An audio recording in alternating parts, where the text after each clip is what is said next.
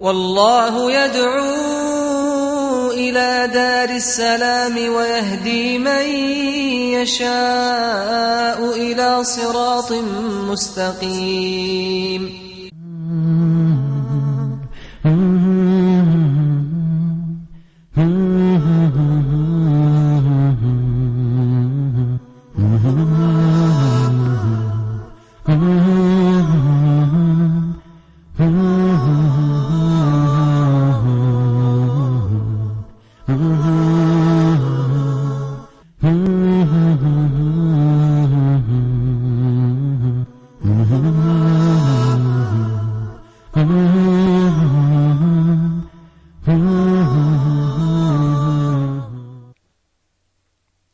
بسم الله الرحمن الرحيم. الحمد لله رب العالمين، وصلى الله وسلم وبارك على عبده ورسوله المبعوث رحمة للعالمين نبينا محمد وعلى آله وصحبه أجمعين. السلام عليكم ورحمة الله وبركاته. The battle is about to be over, and the result was obvious. The year is the second year of Hijrah. The day is the 17th of Ramadan. 14 years exactly after the first revelation of the Quran. This is the Battle of Badr. Umayyah ibn Khalaf, just before he was killed, he was asking Abdurrahman ibn Auf, who's this great warrior who has the feather of an ostrich on his head? He told him, this is Hamza ibn Abdul Muttalib, the Prophet's uncle. He said, that man did wonders in us. He killed so many of us. And that is why Hamza was on the hit list of the people of Quraysh. As we will hear, inshallah, as we go on to the Battle of Uhud, the number of people that the Qurayshis had in their mind to kill. Now, we have to understand that 300 men cannot beat 1,000 men alone. No matter how brave they were, still the quantity, the amount is far greater than the quality. So was it their bravery that won them the battle? Was it the luck? Well, in Islam we do not believe in luck. It's all preordained by Allah Azza wa Jal. The Prophet ﷺ spent the night praying to Allah to grant him victory. So he supplicated. And also, he took the means for winning. He organized the army. He gave them instructions what to do and what not to do. And also, he sought the support of Allah. Just before the battle took place, he took a handful of sand and small stones, and he threw it on the direction of the people, saying that your faces are destroyed and mutilated.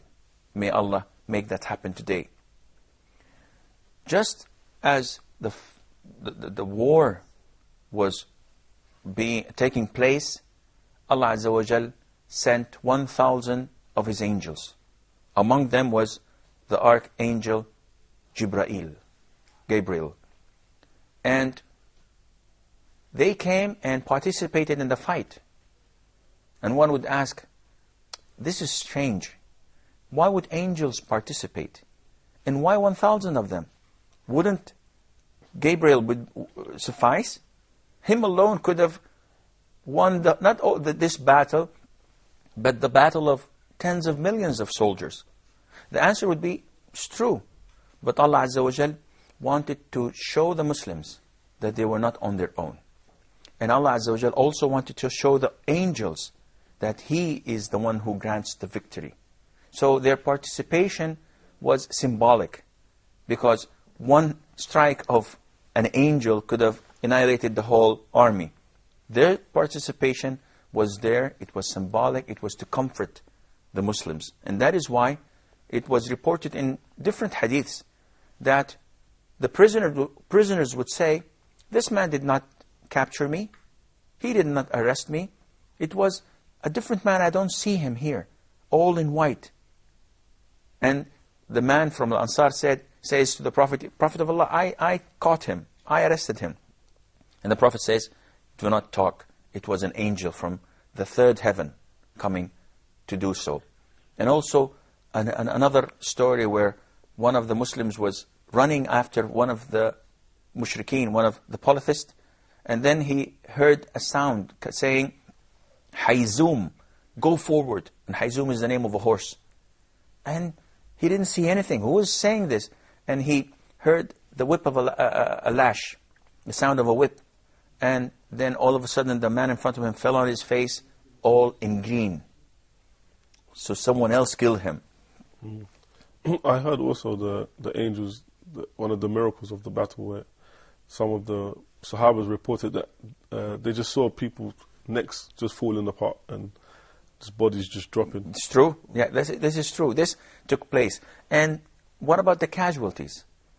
70 of the prominent leaders of Quraysh died.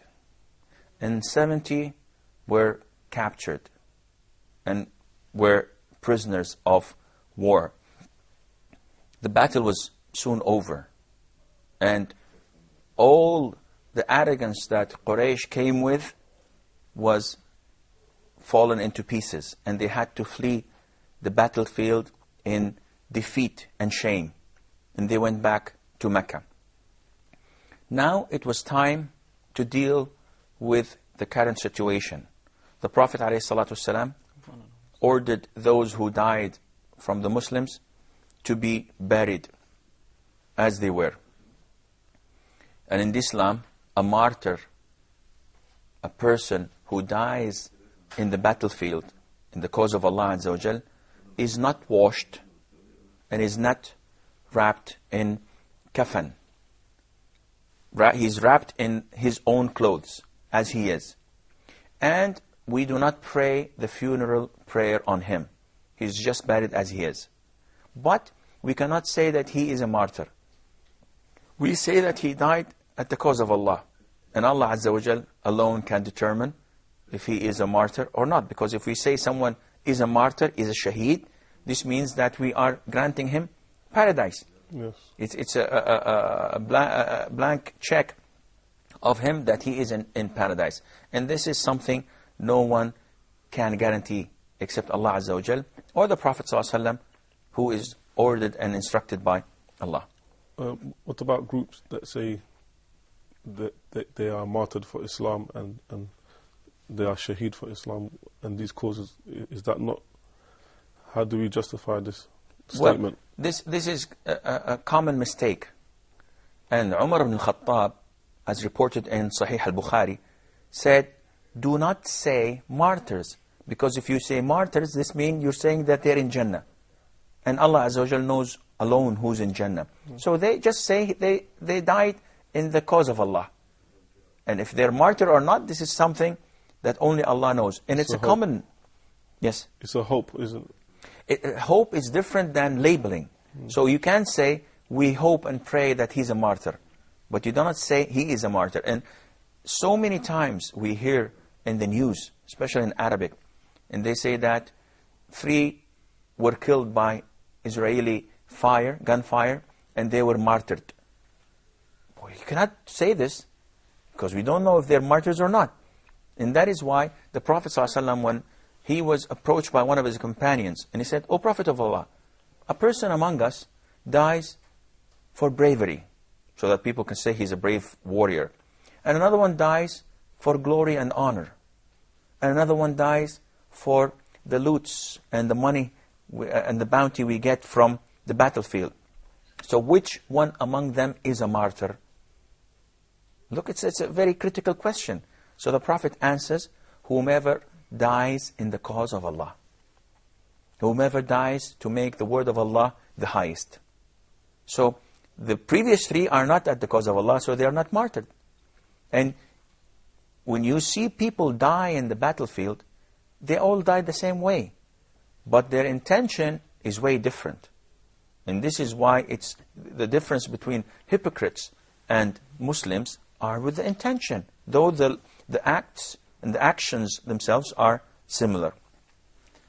It could make sense for me to understand now that it's too hard for human being or for just creations, and end of the day we are just slaves to Allah, that we can tell about someone, so-and-so, his sins good forgiven, and he's in heavens now, or he's in paradise. Because I heard that, like, you know, some sorts of groups, or like in Christianity basically, I heard that they, like, some people, they have the ability, as they say, or as they claim, that they can give one paradise or can put another in a fire. Yeah, this is not the case in Islam. No one can say a person is in paradise or is not. And that is why we mentioned this earlier. Uthman ibn Mad'un, the companion of the Prophet and amongst the very first to migrate to Medina, he had the lady that he was staying at her house, because you remember when the people of Mecca migrated to Medina, the Prophet ﷺ associated each member with his brother from Medina, from the Ansar, so they became brothers. So he stayed with this family, Uthman ibn Mad'un. When he died, as he was lying dead, the Prophet came ﷺ to visit and to mourn and to bury him. She said, I testify by Allah that Allah Azza wa Jal has honored you and that you have been forgiven. So the Prophet says, ﷺ, how do you know that? He objected. So she said, by Allah, I seek Allah's forgiveness. If Uthman is not forgiven, who is then? If Uthman ibn Mad'un, the companion, your loved one, the one who was so close to you, is not forgiven, who then? So the Prophet ﷺ corrected her by saying, I wish and I hope that he is in the clear, and that Allah Azza wa Jal has forgiven his sins and put him in paradise. But it's I myself, I don't know what Allah will do of me. This is a lesson for us not to be certain that Allah will forgive our sins, because if you're certain, then you can do whatever you want. Okay, so Sheikh, what about the people which they use that sentence basically, which that Allah is the most forgiving and Allah is the most merciful, and they give themselves excuse to commit sins all the time, and they say, yeah, because end of the day Allah is going to forgive us. Well, this hadith answers them, because the Prophet himself ﷺ says, I don't know what Allah is going to do with me. So if the Prophet ﷺ does not guarantee, he knows Allah Azza wa Jal has forgiven his previous and coming sins, but at the same time he is fearful, because we are the creations of the creatures of Allah. Allah created us, and we cannot judge Allah, we cannot question Allah. So we do our best and hope for the best, but this does not mean that we do not fear Allah to the extent that we balance our fear with our hope. I believe we have a short break. Stay tuned, and inshallah we will be right back.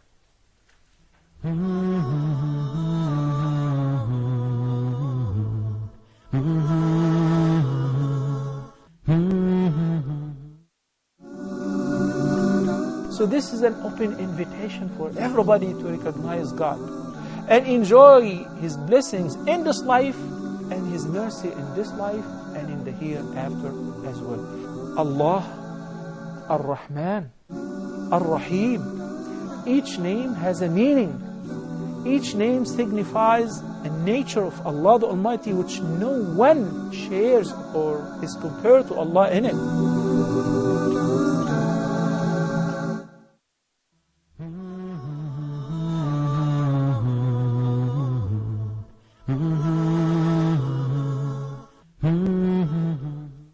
Assalamu alaikum wa rahmatullahi wa barakatuh, and welcome back. The battle is over. The mushrikun, the polytheists, have fled and ran. 70 imprisoned and 70 dead. The first thing the Prophet ﷺ started with was to bury the Muslims who died in the battlefield, and there were about 10 to 14 of them. He buried them in their garments. He did not pray the funeral prayer. And this shows you one of the beautiful things in Islam. Islam is a very easy religion. It's a simple religion, that is. In the sense of, whenever you need something most, it becomes extremely easy. It's like air and water. We need air more than water. And that's why air is everywhere. Water, we need it, but not as much. That's why you have to put a little bit effort to get it. Likewise, marriage, death, it occurs all the time. In Islam, marriage is the easiest thing because you need it. You go to the guardian of a woman you want to marry, and if there's mutual acceptance, the father says, I give you my daughter in marriage with a dowry of so-and-so, in the presence of 2 or more witnesses. You say, I accept. And she accepts. That's it. She's your wife. No need for a wedding, no need for parties. Well, the sunnah is that you slaughter a sheep and you feed the guests as form of a party. And this is too much. Also, dying. Dying happens a lot in Islam. We grieve for our dead. We mourn for them. But it is not an endless process. If a person dies, immediately the sunnah is to wash him and then to clean him, perfume him, wrap him up in white clothes, and then take him to the masjid, take him to the mosque, pray the funeral prayer, which is 4 times you say Allahu Akbar, no bowing, no prostration, and then carry him to his grave, put him in his grave, bury him, end of story. I once went to a funeral prayer once also, and there was a man who he just became a Muslim, and his relatives were still non-Muslims, and there was just a few Muslims they came to pray for him, maybe about 5 or 6, and on the other side there was maybe 40 or 50 people because of his previous life, and we performed a prayer within 5-10 minutes, and people were quite shocked. But when they came, they were throwing a ceremony, flowers and bringing bottles and saying we miss you, and it took some of their time, but they were actually amazed with the way it was like a form of dawah also. Of course, and they're astonished because those who are in grief are also not related to him. Those who are coming to mourn are not related to him. They are coming seeking the reward of Allah because one of the brothers actually died. And we remember the good things and they remember the bad things. They're coming with the bottles, with their flowers and with so on. And you can see in so many funerals, they're celebrating. Wine is given away and people are fully and nicely dressed. They have a party afterwards, and some of the funerals would come with a big convoy of cars, and it costs a lot, and the headstone costs so much, you have to engrave on it, and also some of them are followed by a musical band and so on. This is completely un-Islamic. In Islam, he's dead. May Allah have mercy on his soul. End of story. If you are a relative, you're allowed to mourn for 3 days, not more. If you are a wife, you have to mourn for 4 months and 10 days. And this is only for the wife, with, of course, the conditions, this is not the place to discuss. So the Prophet ﷺ had the Muslims buried. In normal occasions, you would normally abandon your enemy on the ground. Why honor them? Why bury them? They're your enemy. But this is not the sunnah. The Prophet ﷺ never passed a dead corpse without burying it. And he tells us that to honor a dead person, you have to bury him. But, of course, because they were not Muslims, so the rituals connected and with the Muslim burial is different than the non-Muslims. Non-Muslims are not allowed to be buried in Muslim graveyards or with a Muslim. Non-Muslims are not to be washed or to be prayed upon, because this prayer is a form of intercession to Allah to forgive their sins. So you do not intercede for non-Muslims. So we can't ask Allah for forgiveness for disbeliever person, then we can? No, you cannot. It is forbidden for a Muslim to ask Allah for forgiveness for a non-Muslim. And this was manifested clearly in the hadith which was reported by Imam Muslim in Sahih, where the Prophet ﷺ once cried. So the companions asked him, why are you crying? So he said, I asked Allah to allow me, to give me the permission to ask for forgiveness for my mother, and He did not grant me that. So I asked Him if I can visit her grave, and He allowed me to do that. This means that, and also it's reported, or it's mentioned in the Quran, that it is not for the believers to ask Allah for mercy for the non or for the disbelievers. You cannot, even if they were relatives and close ones to you. So this is crystal clear. So the Prophet ﷺ came to the dead bodies, and he ordered them, the companions, to throw them in one of the wells and bury them. And he stayed there, the Prophet ﷺ, for 3 days in Badr. So to prove to the people that he did not win and he left. No, he won and he stayed. Anyone who wants to rebattle again, we're there, we're ready. And at the end of these 3 days, the Prophet ﷺ went to the prominent 24 of the mushrikun, of the polytheists who were buried. And he came to them and he started calling them names. O Utbah ibn Rabi'a, Shayba ibn Rabi'a, Al-Walid ibn Utbah, Abu Jahl, Amr ibn Hisham, and so on. Umayy ibn Khalaf, Ubay ibn Khalaf, and so on. He started mentioning them one by one. And he said to them, we have found what Allah Azza wa Jal had promised us. Have you found what Allah Azza wa Jal promised you? He's talking to the dead. He's talking now. And you mentioned, Sheikh, you mentioned the name Utbah ibn Abi Rabi'a. Utbah ibn Rabi'a. Utbah ibn Rabi'a. Yes. Yeah, which we heard earlier that you said to us that he objected basically in beginning of the battle to go True. there. Then they changed his mind. So could we learn a lesson from that, that sometimes, you know, a person which he could have mind, but because his friends could stray him or lead him to stray, could change him.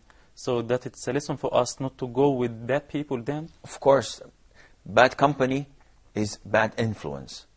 We are told in the Quran that on the Day of Judgment, a man would come and bite his hand in regret, saying, I wish I followed the Prophet ﷺ. I wish I did not obey my friend who was with me 24 hours, my buddy, because he himself had thrown me into hellfire. We have so many incidents that the influence of the peers did this to the people. It threw them into hell. Abu Talib, the uncle of the Prophet ﷺ, his beloved uncle, who protected him, who raised him, who took custody of him after the death of his grandfather Abdul Muttalib and the father of Abu Talib. And he loved him more than he loved his own children. He protected him throughout the years.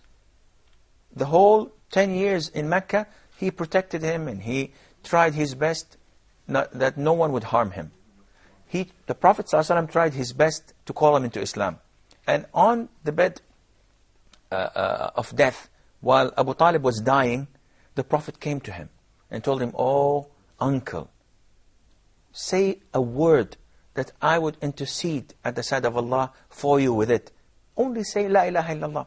Say that there is no God worthy of being worshipped except Allah. That's all.